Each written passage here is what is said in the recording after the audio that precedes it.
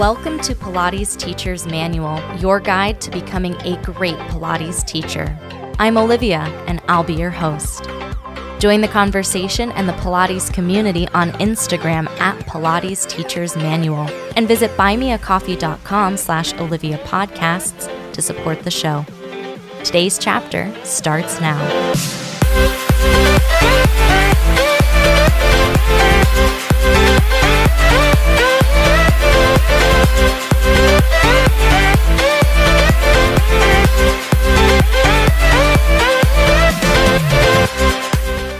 Hello, everybody, and welcome back to the podcast. Today, we're going to be talking about finding your flow state.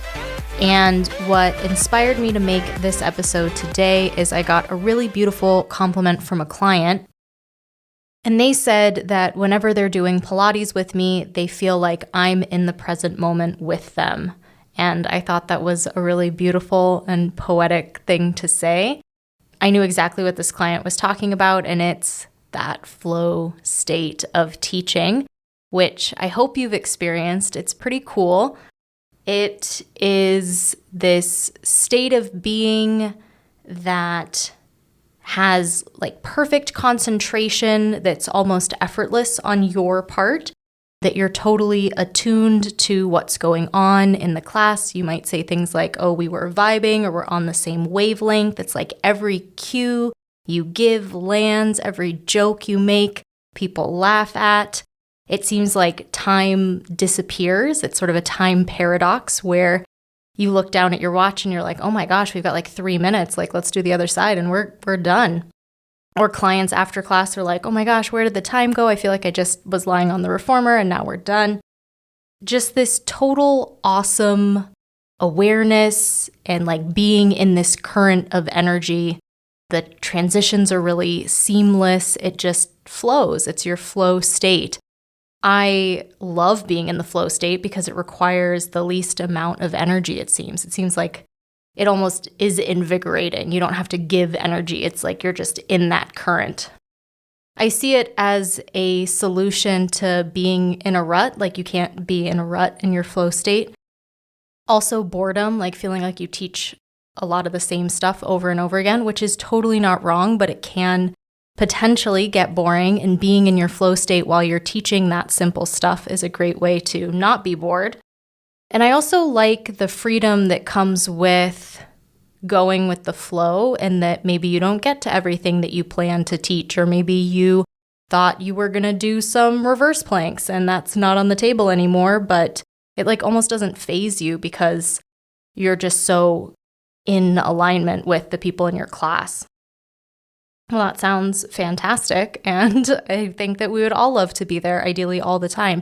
So what I'm going to be talking about today is what I've defined as the 3 ingredients of the flow state, a lot of things that go into finding your flow state, and some other contributing factors to the flow state, if you will. So I think that being in your flow state has 3 ingredients, and they're really cool, so you can say you heard it here first. I would say the 3 ingredients are attention, intention, and invention. Attention comes from something that I believe to be true that several other teachers who have been guests on the podcast have shared, and that's this idea that our ability to see things as Pilates teachers is one of our greatest skills, that when people are in class with us, we can see what they're doing. And it's a skill just not being the person doing it. We have this outside perspective. We can see what's working. We can see what might be holding people back. I absolutely love having other teachers or colleague friends, or even taking classes and having that teacher give me feedback on something they see me doing, because they can just see more because they're not worried about doing the exercise. They're just watching me do it. So our ability to really deeply look at what our clients are doing, like where are they holding their breath? Where are they tensing? Like what's going on? Really this focus, just this attention to this other person is so powerful.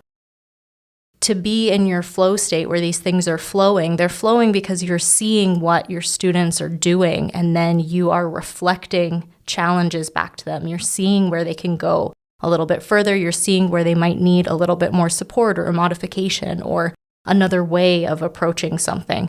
And paying attention to what your clients are doing, even if it's something super simple like footwork, even if it's something you've taught a million times, like the 100, that you could teach with your eyes closed. Teaching with your eyes open is really something awesome that we can offer and helps us get in the flow state, because we can't think about what comes next when we're looking at what's happening in front of us. It's like listening to listen versus listening to respond. Like, we're not trying to have a response, we're just seeing what's going on. I would say that being in your flow state is intentional in that to be there, you have to have a sense of openness, a sense of willingness to hold space for whatever's coming up in that person's body as they're going through exercises, or, paying attention to their body language and, where do they get that frowny game face, and where are things really easy? Where are they starting to lose their connection and sort of tune out to things? How can we, direct their attention to the next task, to the next goal? And I think it's also this willingness to let your client guide you and to kind of, I don't want to say throw away the roadmap necessarily. Like, it's good. And our knowledge, what we have, what we know about Pilates and the exercises is fantastic, and we need that as well. But we have to recognize that the best laid plan may not be the best for the person. And by looking at them and seeing, we can decide, where are we going to change things? Where are we going to do different things? That openness, willingness to experiment, I think, and to try. And that goes into the last one, which I'm calling invention. And that is using all of the incredible knowledge you have about the exercises, about the body, about the psychosocial factors that might be contributing to this person today. You take what you know and you try things. We invent things. Joseph Pilates invented exercises, invented equipment.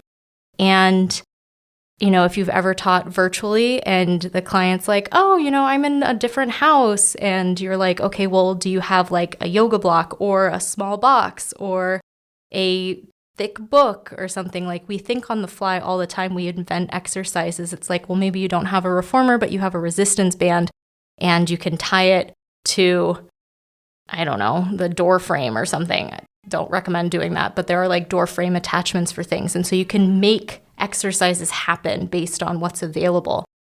We do that large scale for things like, oh, well, if you don't have an arc, then we can do it with a pillow or a foam roller or a bolster.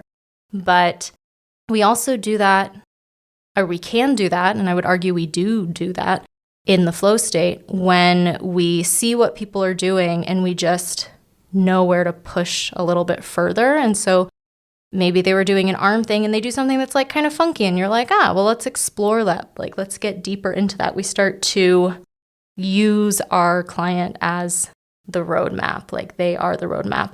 And I really think that you don't need to plan the cues to say, or even really the exercises to do beyond like a really broad picture. You don't need to memorize any of that, because if you just look at your client, you'll see like, okay, what do we need to do next? Like, what is their body telling me? And also, what are they, the person, telling me when you check in and you say, hey, how is this feeling? And they're like, I hate everything about this. Can we do something else? Yeah, it's like that too. So those are the three, I think, contributing factors: attention, intention, and invention. And especially invention, I think, really speaks to this creative utopia of the flow state, where it's just like, I feel my most creative when I'm in my flow state, because I feel like my clients are in tune with me. They know how I teach. They know where we're going. We've set these goals together. And then it really just becomes this playful exchange where time flies. Coming up after the break, I'll be talking a little bit more about other foundational aspects of getting into that flow state, and probably just share more about how awesome it is, because it's like, it's one of those things that like once you experience it, you're like, oh, I would like to do that all the time, please and thank you. So that's coming up next.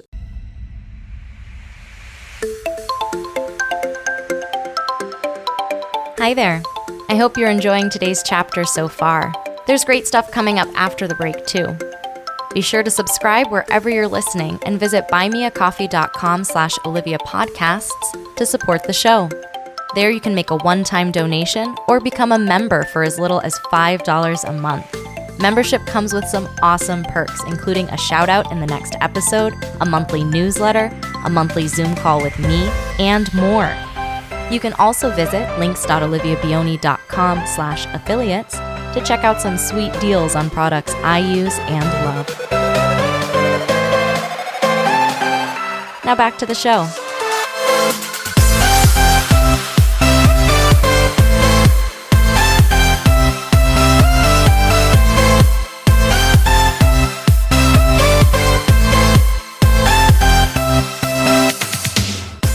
So the $1 million question, how do we achieve this awesome flow state? And I would say that one of the foundational pieces of it is the knowledge and training and experience that you have as a Pilates teacher.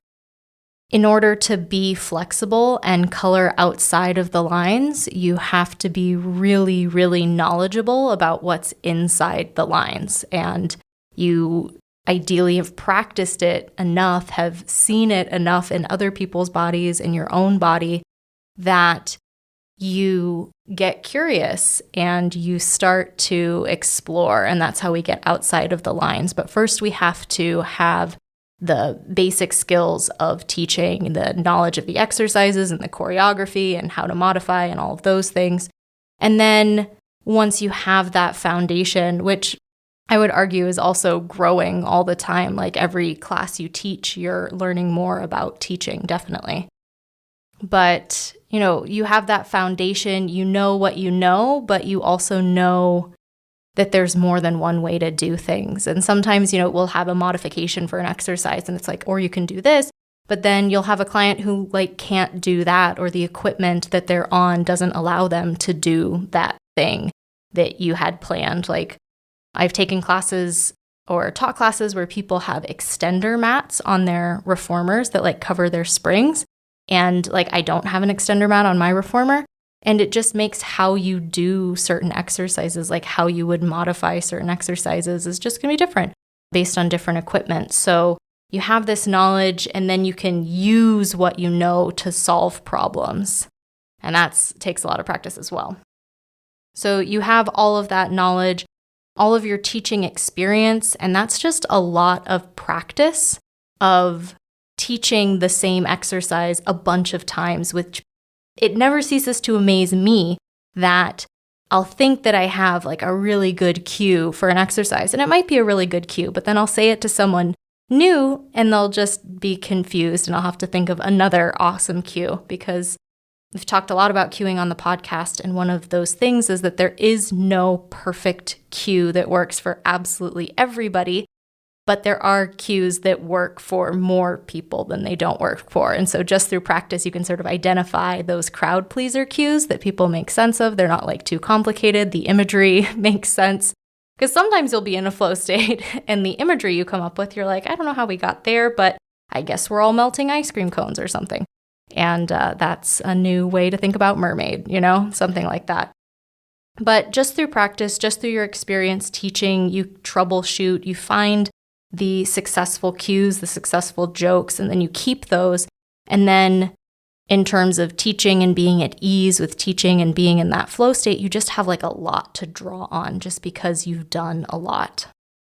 I think a big piece of it is also taking care of yourself and being in a place where you can hold space, because that does take energy, that does take practice, and things like getting a lot of sleep yourself and eating well and drinking enough water and just having the bandwidth to be with another person. Because for me, again, I find it invigorating, especially in one-on-one sessions where I find myself really just vibing with a person, because it's also just one person to vibe with. I'm not trying to vibe with a room. I just have one person's energy to match.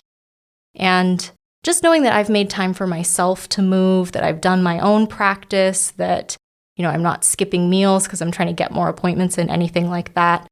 I know I'm going to be in a better place if I do that. And even if I'm not my best self, that I'm still being really professional and leaving the things that are bugging me at the door so that I can be this, maybe not a blank slate, but I can be this best version of myself for my clients. And that takes a little bit of practice, I think, as well. Yeah, just being there for your clients, to be this cheerleader, to be this set of eyes, to help them meet their goals.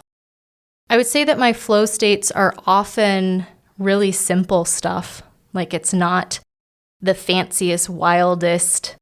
I'm working on high bridge on the reformer currently, and not in flow state doing high bridge. But exercises that I'm really familiar with, that I really know inside and out. And then also working with clients that I know well. Like, I recently started working with a newer client, and they're absolutely lovely to work with, but I don't know their sense of humor yet. And I don't know if they're frowning because the exercise is hard, or they're just really concentrating, or they hate everything, right? So I think also being familiar with the people that you work with, and they're also familiar with you, helps you get on the same wavelength, I'd say, a bit faster. I think being in a good headspace, which for me, I actually find that I teach a lot more classes in the mornings. I usually teach before noon. I think that I'm a better human in the morning, just where my energy level is. I think I get a lot of stuff done, and I'm really high energy in the mornings. And then after lunch, I tend to mellow out a bit. Mostly because no teacher is teaching between noon and 2. We're all eating lunch. But, that's something I know about myself, that it's I'm better when I'm fresh out the gate, highly caffeinated, ready to go. And if you're listening to this and you're okay, but still that mythical flow state, I wish I had a recipe. I tried to have a recipe. I had ingredients. But I think for you, it's also going to be finding clients, finding classes, and really finding the joy in what you do, teaching the things that are interesting to you to begin with.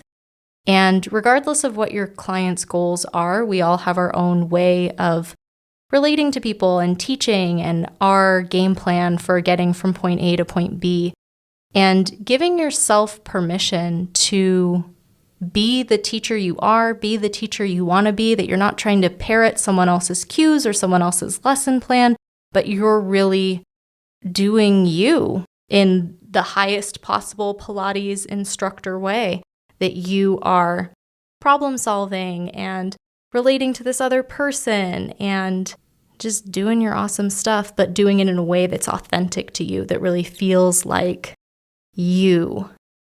I'm an introverted person, and interacting with people can be tiring, especially for long periods of time, which is hilarious because my job is working with people all the time.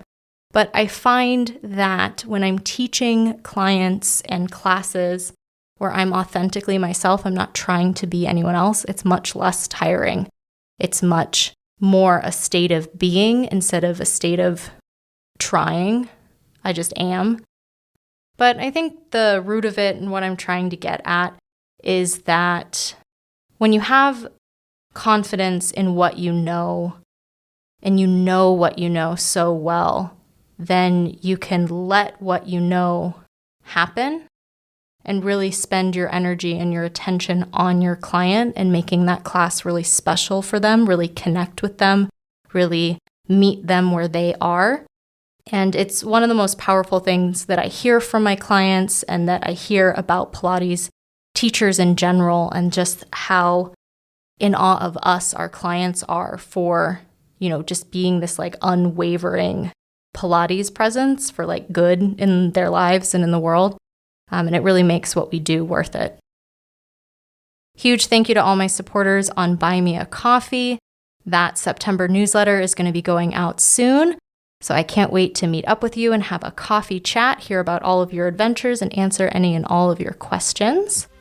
If you're interested in getting in on the fun, visit that Buy Me a Coffee page, join the project as a supporter or a member, and we can do that cool stuff on the monthly.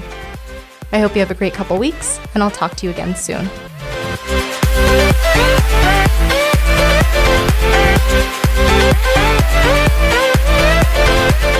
Thanks for listening to this week's chapter of Pilates Teacher's Manual, your guide to becoming a great Pilates teacher.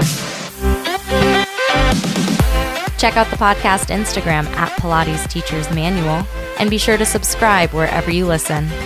For more Pilates goodness, check out my other podcast, Pilates Student's Manual, available everywhere you listen to podcasts. The adventure continues. Until next time.